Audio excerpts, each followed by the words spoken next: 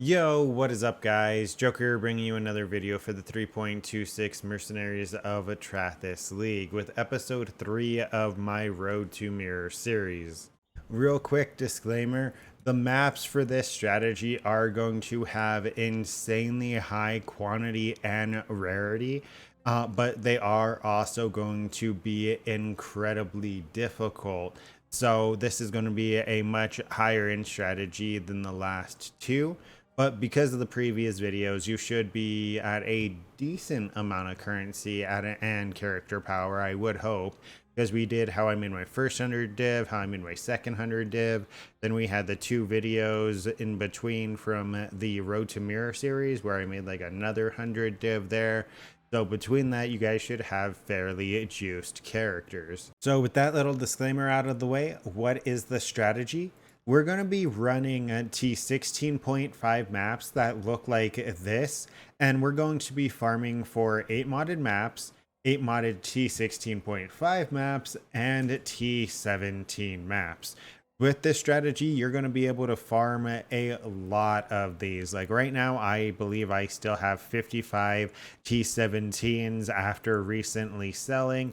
We have 72, 72, 69, 53. Like we have multiple stash tabs full. These are all 8 modded maps, by the way. You would want to be selling these on TFT, but I'm keeping them for my map runners in King's March as well as myself. That way I don't ever like run out of maps, right? Which sounds stupid, but it is something that can happen, especially if you're running strategies that don't pump out maps, right? If you're not really dropping that many maps from your maps, or you're just not picking them up, you can run out of good layout maps. And the benefit of is that these are all 8 modded maps, 8 modded maps. Same things with T16.5. T16.5, this league is going to be the go-to because some of these modifiers are just ridiculous, right? Like on this map, as an example, you can see that it has 209 item quantity and 300 rarity. That is going to be an insanely juicy map when you take into consideration the atlas that we're running. So for our atlas, what we're doing is we're grabbing a 100% chance for there to be a Calgurn ore in our maps, and we're trying to get it to be bismuth or vericium because bismuth gives you that quantity rarity buff. I don't know if it's both or just one, but I know there is a quantity or rarity buff that comes alongside it. It's the one that makes the room all stormy, right? And then we're also taking Vericium for a chance at the boss fight so we can get a Jackpot's Fallen drop. Apart from that, we're taking all of the increased map effect that we can get, making the modifiers on the maps rather ridiculous. You'll see as I go in this new map here in a second. But then over here, we're taking Fortune's Favors for the higher rarity ores. I'm assuming Bismuth and Vericium are higher tier ores. So that's why we're taking it. And then your maps with ore deposits have a 50% increased chance to contain at least 2 ore deposits. So we're taking this to kind of make sure that one of our 2 is a Vericium or a Bismuth. We are also testing out Lost in Transit, which gives you a lot of Calgurn stuff, like the Calgurn ruins and the tattoos, right? And then we're just taking Eater Altars for more Quan and rarity. We're taking Shrines to help us with not only strength, but durability. These maps are rather rippy, right? The mobs on them can sometimes have like 1200% increased crit chance with like a fucking 200% crit multi. Like the maps do get rather rippy, but that's essentially what we'll be running. One more thing that I wanted to bring up is this video series is primarily suggestions. If you don't want to run this exact strategy, but you want part of the strategy, just piggyback off of it, right? Make your own atlas. It's okay. You can run different strategies with the content that you prefer, right? This isn't a go-to of you have to run these strategies. I'm more showing you that these mechanics are still profitable for you to be doing, so you can run them in whatever way you like. Change up the Scarabs, change up the atlas. I'm just giving you like a skeleton outline, right? So let's go ahead. This is the map that we're going to be running. And as you can see, the modifiers are kind of stupid, but it should be fine. We essentially have our headhunter that carries us through as soon as we get a few buffs. But I just mainly wanted to jump in the map to show you once again 335 quantity, 335 rarity, and 344% more maps and 144% more currency. So like, even though the map is rippy, it is always usually the same amount rewarding.